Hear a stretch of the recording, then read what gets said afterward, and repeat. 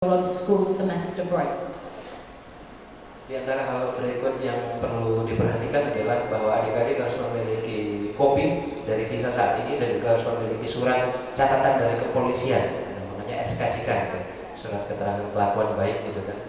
Dan juga untuk masalah jam kerja, adik-adik bisa mulai dari di pagi hari, mulai dari jam 7 pagi atau hingga malam hari hingga sampai pukul 10 malam. Dan dengan demikian adik-adik bisa terus berkuliah di sana sambil bekerja pada waktu. Dan di hari libur sekolah adik-adik justru bisa bekerja lebih panjang lagi waktunya. To work as a carer, you need good verbal and communication skills. So this is why it is very important that you practice English. You need to actively listen to the people that you're caring for. You need to be able to solve problems and help with behavior management. And you'll do tasks such as washing people, showering people, assisting them with meals, walking people, dealing with people with dementia, and palliative care who are dying. So your role is very important to have good observation skills. Skill apa saja yang diperlukan untuk menjadi perawat lansia di sana? Tentunya yang pertama adalah kemampuan verbal, kemampuan komunikasi yang baik, dan juga memiliki kemampuan listening yang baik karena kita perlu banyak mendengarkan dari mereka. Kita juga harus mampu mengatasi permasalahan yang berkaitan dengan perilaku dari para lansia ini. Kita juga harus mampu untuk merawat orang-orang dengan beberapa kebutuhan khusus seperti ada ADL, ada kebutuhan lifestyle, ada kebutuhan tentang manajemen perilaku di sini, pasien dengan demensia dan juga perawatan paliatif, dan juga yang terpenting diantaranya teman-teman harus memiliki kemampuan observasi yang baik. To be an RN, so once you've passed your study as an RN, as a registered nurse in Australia, you will do the same process. But you are more likely to get a job in an aged care facility if you have worked there as a carer, because you've already learned to look after the residents, you've learned the skills, and you've learned how to communicate effectively with older people. Proses rekrutmen untuk menjadi RN atau registered nurse atau perawat yang tersertifikasi di sana, kita harus menyerahkan surat resume dan juga di sini menunjukkan posisi apa yang diharapkan dan dikirimkan ke kepala personalia, boleh dibilang di sana. Atau di sini yang terpenting adalah akan ada beberapa proses yang harus dilalui di panti ureda tersebut, sama seperti ketika mendapatkan registered nurse. Tapi di sini kita harus menunjukkan sudah bekerja di mana saja, pengalaman apa saja yang sudah dilakukan, di situ harus tercantum.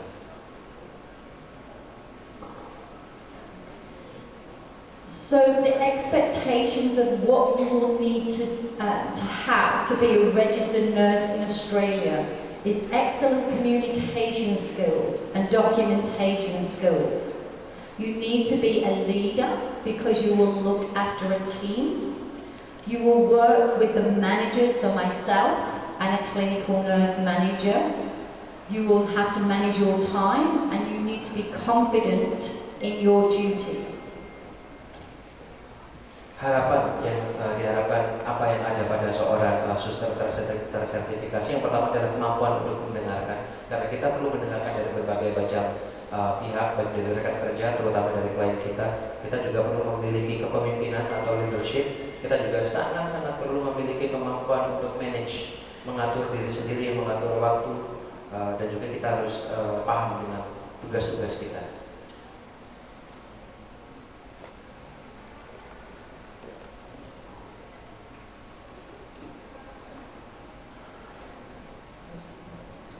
So when you get to Australia and you're applying for a job, you need to make sure that you arrive at the facility for an interview if you're successful, and you need to get there 10 minutes early because there's lots of paperwork to complete.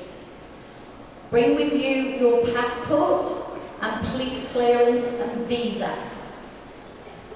Berikut adalah beberapa tips agar sukses dalam wawancara. Yang pertama, datang lebih awal minimal 10 menit lebih awal karena ada begitu banyak laporan yang harus diperiksa di sana. Jangan lupa membawa fotokopi visa, membawa paspor dan juga surat ya dari kepolisian yang bisa disebut sebagai police clearance. Like I said before, you need to know about accreditation standards. This will help you when you go for your interview to understand how important it is to look after older people. Bagaimana saya sebutkan tadi, kita harus tahu standar akreditasi dari fasilitas ini atau dari panti berada ini sehingga kita tahu apa yang diharapkan atau apa yang harus dilakukan dalam merawat para warga lansia. Be prepared to talk to the interviewer about your skills and your experience and how much you want to have the opportunity to learn more. And be prepared for the interviewer to ask you questions. Persiapkan diri Anda untuk menceritakan segala tentang skill, kemampuan dan pengalaman Anda dan ceritakan juga seberapa Anda ingin bekerja di sana. Siapkan juga diri untuk pertanyaan-pertanyaan yang mungkin tidak terduga dari pewawancara. That's the end of my talk. I hope you find it useful. And if you do get to Perth very soon, always look me up because I'm always looking for new carers. Demikian dari saya, semoga bermanfaat. Dan jika teman-teman nanti akan berangkat ke Perth, cari saya, karena saya membutuhkan orang-orang seperti Anda. Terima kasih. Waktu berikutnya mungkin saya akan lanjutkan untuk sesi berbagi dari salah satu warga lansia di Australia. Bapak Willy, waktu dan tempat saya persilakan. Terima kasih. Saudara-saudara sekalian,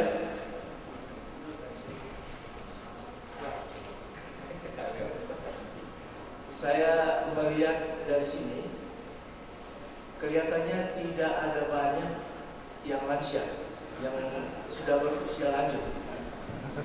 Jadi cukup bahagia mendengar itu. From my point of view, from this stage, I can see that everybody in this building, I don't see quite a lot of senior citizens, which is a good news. Boleh saya beritahu sedikit bahwa saya sendiri sudah berkepala 7. Jadi usia saya sudah ada 7 plus. Tapi bagi lansia, bagi orang yang mencapai mungkin umur sekian, jangan merasa kecil hati. Jadi moto bagi kami orang lansia, biarlah kita menjadi lansia yang terhormat. Pertama. Yang kedua, biarlah kita boleh menjadi lansia yang bermakna. Dan ketiga, biarlah kita menjadi lansia yang mandiri. Jadi 3 moto itu penting sekali, karena jangan kita tergantung kepada yang lain, yaitu menjadi mandiri. Jangan kita merasa kecil hati atau ya. Jadi biarlah kita tegak berdiri meskipun kita sudah lansia, kita sudah berumur cukup lanjut. I myself, ladies and gentlemen, is in my 70-ish. I'm in my 70s plus. But for the people of my age, I want to say, please, don't be discouraged. For us, the senior citizens, we have 3 mottos in our life. First, we can be senior citizens. We may be old, but we are dignified people. Number 2, we may be old, but we are still significant and important for this life. And the third one, we may be old, but we are independent. Can we have an applause for that, ladies and gentlemen? So although we are senior, but we want to have a meaningful life, but we want to have an independent life where we can stand in our feet and we can take care of ourselves. Ya, jadi yang terakhir itu yang penting, bermakna, saudara-saudara. Bermakna itu berarti kita masih bisa membagi, artinya pengetahuan kita atau ilmu kita atau apapun yang kita bisa membagi kepada generasi-generasi di bawah kita, yaitu adik-adik sekalian. I want to highlight a significant point. Yes, that is indeed really important. And what I mean with significant here, that although we're sinner, we can still have the ability to share. We can still have the ability to contribute, to share what we know, what we have experienced to all of you, the younger generation. And that is important. Terima kasih. Sekian saja apa yang bisa saya berikan kepada saudara sekalian. Thank you, that's all I can share.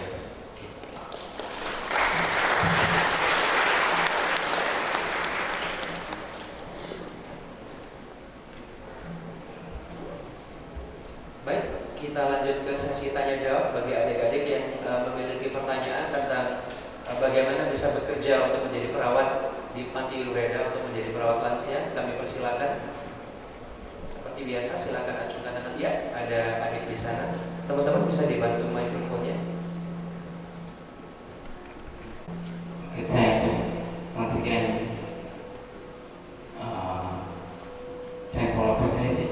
And my complete name is Adrian Melo. Now I have one question for the community. And I have the question is about the recruit the nurse. So how you are going to recruit us to apply and join in Australia? So just look from our still of city, like we have a great result, or just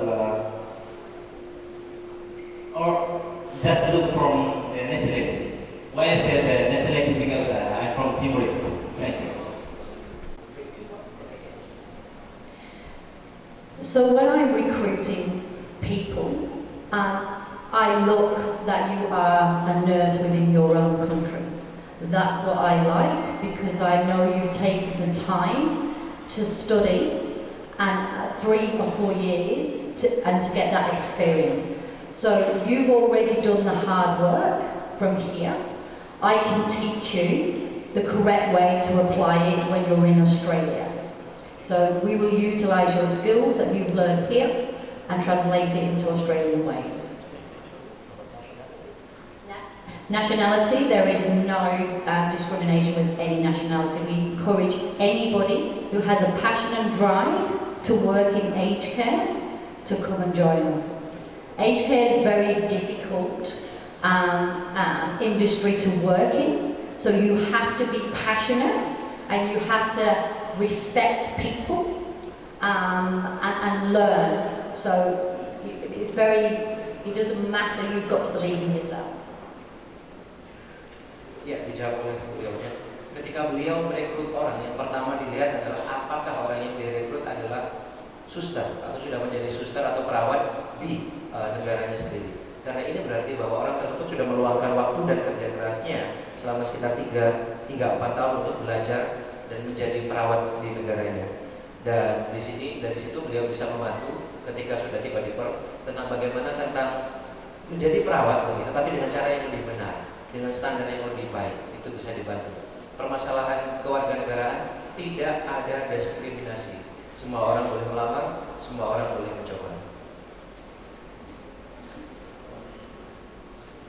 Pertanyaan berikutnya di ujung sana. Okay, thank you. I would like to introduce myself. My name is Febiati Boletade, and I was a student from Nusantara Vocational High School, and I'm going to be a part of Students Nusantara Kumar. I'd like to say that there are many differences of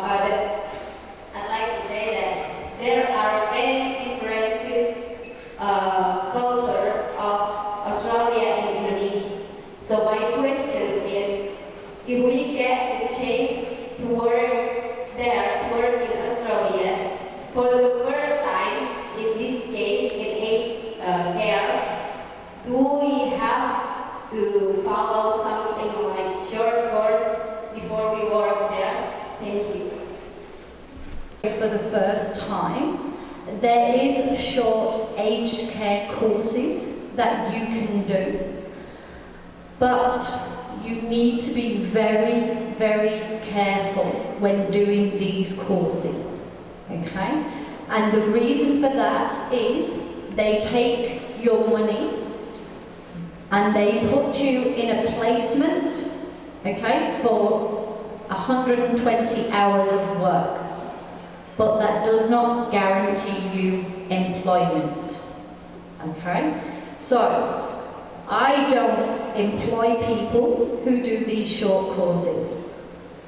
You need to go to TAFE or a larger college to do a more in-depth aged care course.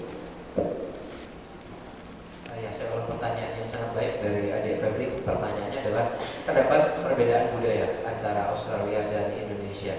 Ketika kita ingin melamar di sana, apakah ada semacam short course yang bisa kita lakukan agar kita bisa lebih memahami dan terbiasa dengan budaya ini? Dijawab oleh beliau, ya, ada short course semacam itu. Tetapi ini hati-hati ya, karena short course sedemikian. Yang pertama, membayar dan sepertinya cukup mahal. Yang kedua, adik-adik akan dipekerjakan atau diminta untuk beraktivitas cukup lama, ya, sekitar 120 jam kerja. Itu pun tanpa ada jaminan bahwa setelah mengikuti kursus jangka pendek itu atau short course itu, adik-adik akan diterima atau mendapatkan pekerjaan. Oke, jadi hati-hati, sudah bayar, perlu usaha banyak, belum ada jaminan.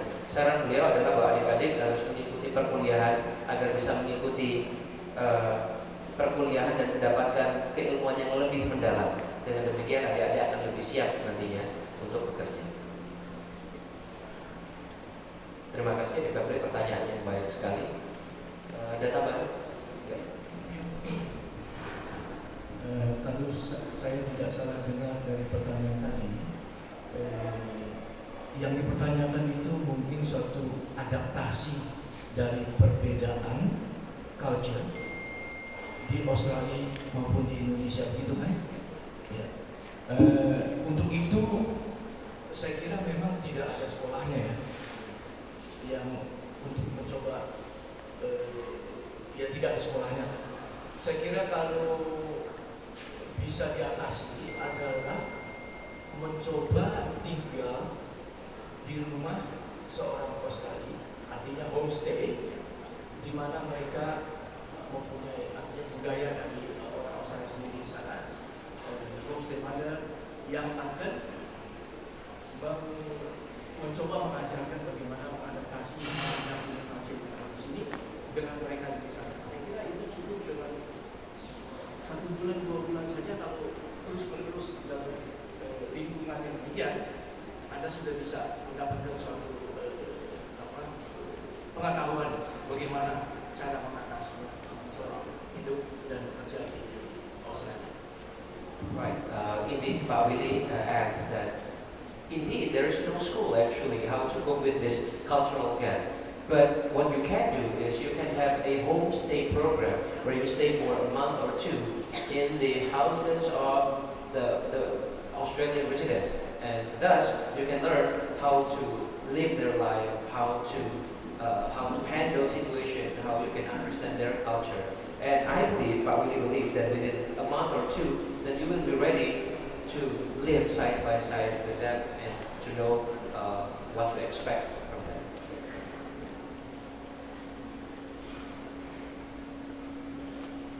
Terima kasih. Pertanyaan berikutnya ada? Ya, ada. Baik, nama saya Dedi Meken.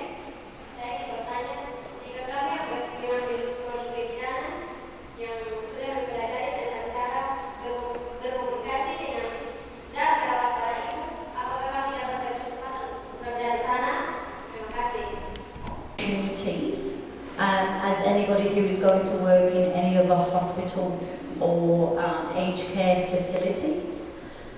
As long as people can have the respect and dignity to look at and respect other people, then you'll be fine and given all the opportunities within Australia. Ya, pertanyaan dari adik ini tadi, bagaimana dengan sorry, it's English. The question is about how we who have already learned here in the midwifery, that we have already learned and experienced how to work with mothers. Do we still have the same opportunity and working with the aged people? And the answer is like what Ibu Jerry has expressed. And in Indonesia, ya akan ada kesempatan yang sama selama si perawat tersebut bisa menghargai, ya, bisa menghargai. Jadi ya terdapat kesempatan yang sama.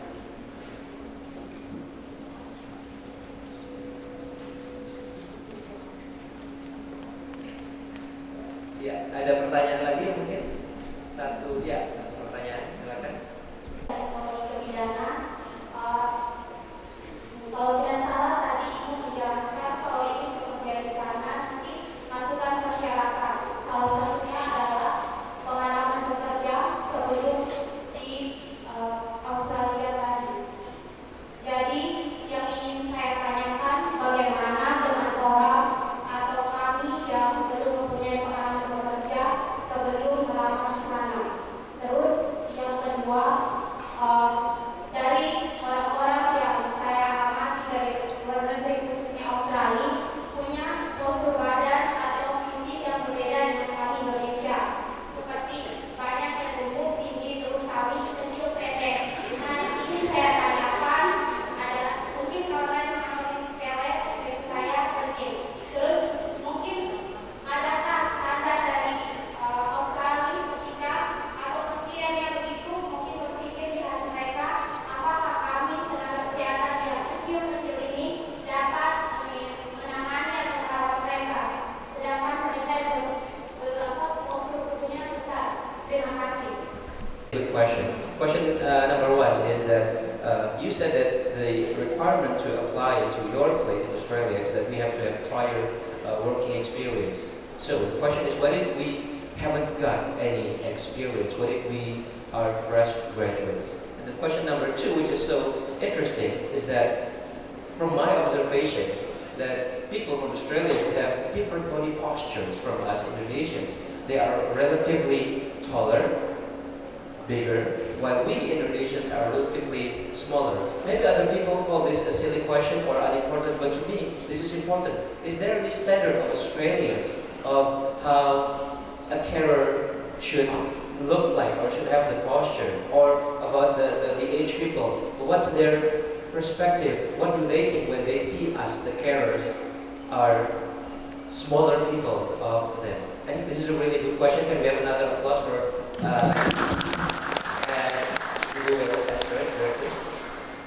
So you don't always need experience to get into Australia, but what